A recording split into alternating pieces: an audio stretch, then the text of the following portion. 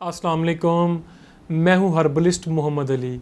आज मैं आपको पाइल्स यानी बवासीर के बारे में बताऊंगा कि पाइल्स की बीमारी के असबाब क्या हैं, इस बीमारी से बचने के लिए क़ब्ल अज़ वक्त क्या एहतियाती तदाबीर करनी चाहिए और बीमारी होने के बाद परहेज़ क्या करना चाहिए। मैं आपको ये भी बताऊंगा कि कौन सी नेचुरल अज्जा यानी हर्ब्स पाइल्स की बीमारी को दूर करने के लिए इफ़ेक्टिव साबित होते हैं। हर डिज़ीज़ की शुरुआत या कॉज ऑफ डिज़ीज़ के दो अहम फैक्टर्स होते हैं। नंबर 1 हमारी ग़िज़ा, नंबर 2 हमारा तर्ज़ अमल या बीमारी पैदा करने वाले दीगर अवामिल। अपने बरसों की एक्सपीरियंस और ऑब्ज़र्वेशन और स्टडी की बुनियाद पर मैं आपको कहूँगा कि 90% अफराद में गैर मौजू खुराक की वजह से पाइल्स की बीमारी हो जाती है। और हैरत की बात यह है कि प्रॉब्लम होने के बाद भी बहुत कम पेशेंट प्रॉपर ट्रीटमेंट पर तवज्जो देते हैं। वीवर्स, तेज़ मिर्चें ख़ुसूसन रेड चिली और दूसरे मसालों में पके हुए खाने वक्ती तौर पर तो बहुत अच्छे लगते हैं, करारा करारा टेस्ट दिल को भाता है, लेकिन मिर्चों की तेज़ी से आंतों में बिलखसूस मकद के नज़दीक अंदरूनी हिस्से में शदीद किस्म की इन्फ्लेमेशन हो जाती है, जिससे ना सिर्फ हल्की स्वेलिंग बल्कि मोके से भी बन जाते हैं। इन अंदरूनी मोकों में ब्लड भर जाता है और पीप वाली रतूबत हो सकती है। रतूबत इस वक्त होती है जब डिज़ीज़ पुरानी हो चुकी हो और इसकी प्रॉपर ट्रीटमेंट ना की गई हो, या फिर दौरान बीमारी पेशेंट बुरी तरह बदपरहेज़ी करता हो। इन अंदरूनी मोकों में जब ब्लड पूरी तरह भर जाता है तो ये मोके ब्लड की ज़ायद मकदार या फुजले की रगड़ से फट जाते हैं और ब्लड जारी हो जाता है। पाइल्स की इस कैफियत को आम ज़ुबान में खूनी बवासीर कहा जाता है। अगर बीमारी पर ज़्यादा तवज्जो ना दी जाए तो ब्लड के ज़ायद अखराज से मरीज़ को जिस्मानी तौर पर शदीद किस्म की कमज़ोरी का सामना करना पड़ता है। इसके बरक्स बैरूनी सतह यानी मकद के ऊपर भी मोके बन जाते हैं।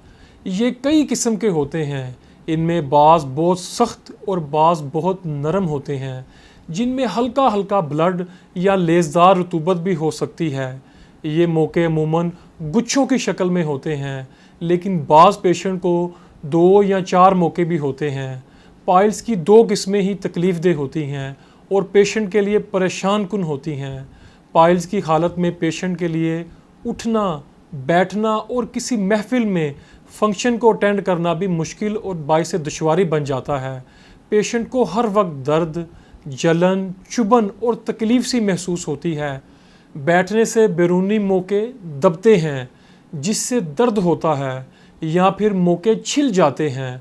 ग़िज़ा के अलावा यानी गैर मुतवाज़न ग़िज़ा के अलावा जो लोग ज़्यादातर बैठते हैं, साइकिल चलाते हैं या रिक्शा चलाते हैं या दायमी कब्ज़ के मरीज़ हैं, इनमें भी पाइल्स की बीमारी बहुत ज़्यादा पाई जाती है। इसके अलावा जो लोग बाज़ारी खाने के आदी हो चुके हैं या बहुत ज़्यादा मुर्गन खाने को पसंद करते हैं, इन लोगों में भी पाइल्स की शरह बहुत ज़्यादा पाई जाती है। बर वक्त ट्रीटमेंट ना होने से ये बीमारी कम्प्लिकेटेड हो जाती है।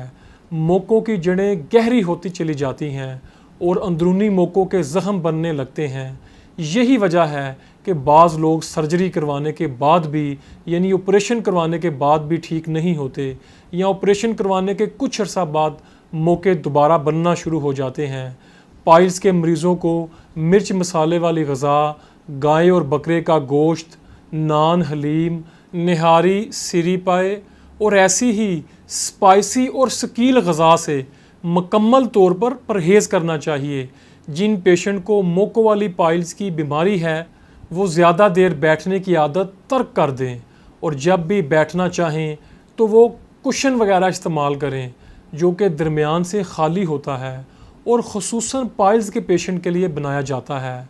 नेचुरल ट्रीटमेंट में मारगोसा, रसोंत, नर कचूर, तुख़्मे नीम, पोस्त नीम, शाहतरा, गिरू, चरायता और कशनीज़ बहुत ही मुफीद हैं, जिन्हें प्रोसेस करके हम फार्मूलेट करते हैं, और जब इनका मुरक्कब तैयार करते हैं तो वो दोनों किस्म की बवासीर के लिए बहुत मुफीद है।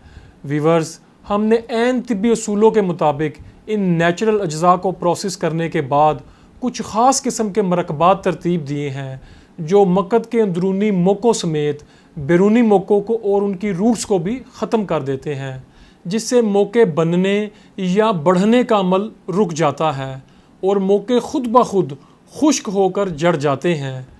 इस नेचुरल ट्रीटमेंट की खुसूसियत ये है कि ये दोबारा मोके नहीं होने देता और ना ही ब्लीडिंग की प्रॉब्लम होती है। और ख़ास बात यह है कि इस ट्रीटमेंट का कोई साइड इफ़ेक्ट या रिएक्शन नहीं होता।